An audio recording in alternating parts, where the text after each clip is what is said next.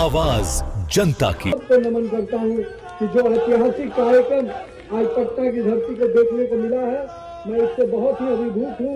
मैं अपने प्रदेश नेतृत्व का भी आभार व्यक्त करता हूँ और साथ ही साथ यहाँ पर आए हुए तमाम युवा साथी कार्यकर्ताओं का भी बहुत बहुत अभिवादन करता हूँ कि आपने जो आज कार्यक्रम और जो स्वागत किया है उससे पूरी तरह से मैं आपका फिर से ऋणी हो गया हूँ और मैं आपका बहुत बहुत आभार व्यक्त करता हूँ। आज पटना आने का जो कार्यक्रम बना, मुझे लगा था, अभी हमारे नेता आदरणीय गिरिराज सिंह जी ने कहा कि नितिन तुम नहीं हो तो भी कार्यक्रम होता है। मुझे इस बात की खुशी है, यही तो भाजपा की खूबसूरती है कि भाजपा का एक एक कार्यकर्ता, अगर दूर का ही कार्यकर्ता भी अगर राष्ट्रीय नेतृत्व के जगह पर बैठ जाता है तो वो भी राष्ट्रीय नेतृत्व की तरह काम करने लगता है। और एक एक कार्यकर्ता में इतनी क्षमता है कि वो किसी भी स्तर पे काम दे दीजिए, वो पूरा समूह उसका साथ खड़ा हो जाता है।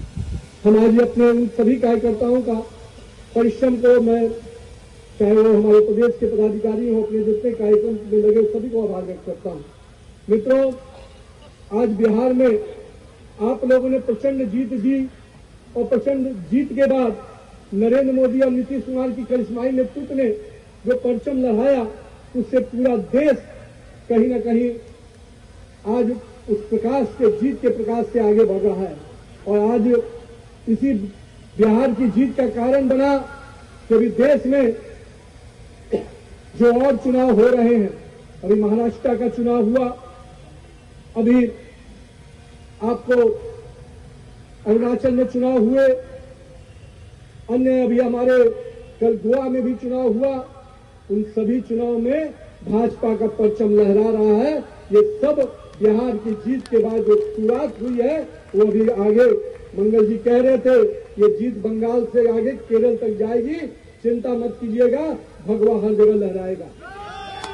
जहां तक आज मैं अपने पिताजी स्वर्गीय नवीन किशोर प्रसाद सिन्हा जी को जरूर आज याद करना चाहूंगा, क्योंकि उन्होंने ही राजनीति मुझे जरूर विरासत में दी, पर जिस वट वृक्ष के तहत उन्होंने कार्यकर्ताओं के साथ मुझे जोड़ा। और मैं हमेशा कहता हूं कि मुझे उंगली पकड़कर कार्यकर्ताओं ने काम करना सिखाया और आज उन्हीं कार्यकर्ताओं के बल पर है कि मैं इस मुकाम तक पहुंच पाया हूं। इसलिए मैं बिहार के सभी कार्यकर्ताओं का तहे दिल से अभिवादन करता हूं। पिताजी को काम करते हुए तो मैंने नहीं कभी देखा, क्योंकि मैं उस समय राजनीति में नहीं था, पर मैं हमेशा ये सोचता था जब उनकी मृत्यु हुई तो किस प्रकार से लोग भावना में उनसे जुड़े हुए थे। लोग मेरे हाथ पकड़ के जब रोते थे तो मुझे भी नहीं समझ में आता था कि मेरे पिता के लिए कोई व्यक्ति इतना क्यों रो रहा है। लेकिन मुझे तब समझ में आया जब राजनीति में मुझे आने का मौका मिला कि किस प्रकार से एक एक कार्यकर्ता परिवार एक एक नेता से जुड़ जाता है, एक एक कार्यकर्ता परिवार एक दूसरे का भाई और चाचा बनकर काम करता है। इसलिए मैं आप पूरे कार्यकर्ता परिवार को आज याद भी कर रहा हूँ, आप सबको अभिवादन कर रहा हूँ। कई ऐसे कार्यकर्ता जो मेरे साथ काम करने के दौरान निधन हो गया, मैं उन कार्यकर्ताओं का भी आज अभिवादन करता हूँ, उनका भी नमन करता हूँ और उन परिवारों को भी कहता हूँ कि भाजपा का परिवार बहुत बड़ा है और हम उन परिवार के लोग उनको निश्चित रूप से समेट कर आगे बढ़ाएंगे। साथ ही साथ आज जो हमारे कार्यकर्ता सोचते हैं कि काम कैसे किया जाए, मैं हमेशा कहता हूं मित्रों, युवा साथियों, राजनीति में शॉर्टकट के लिए कोई जगह नहीं है। राजनीति में शॉर्टकट से दूर हो जाइए। राजनीति लॉन्ग रन का काम है।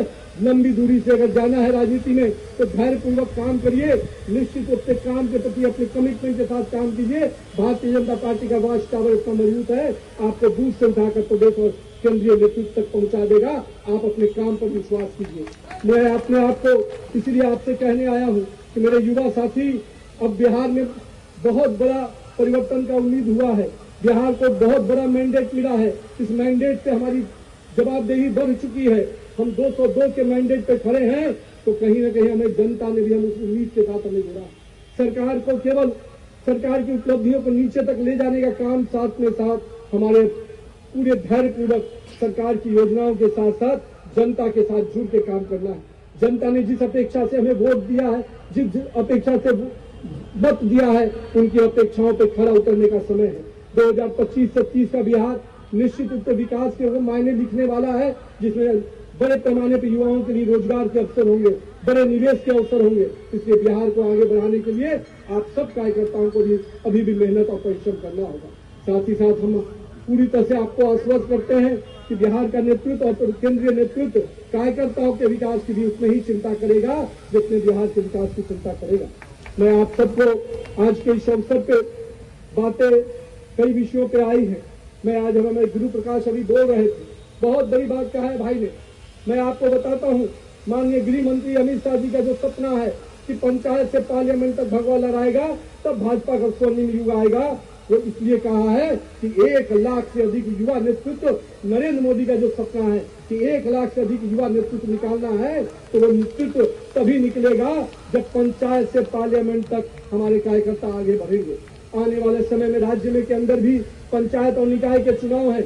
मैं आप कार्यकर्ताओं से आग्रह करता हूं, अगर नेतृत्वकर्ता बनना है तो अपने अपने क्षेत्र में जाइए, जनता के साथ जुड़ के काम कीजिए, जनता के समस्याओं में खड़ा उतरिए।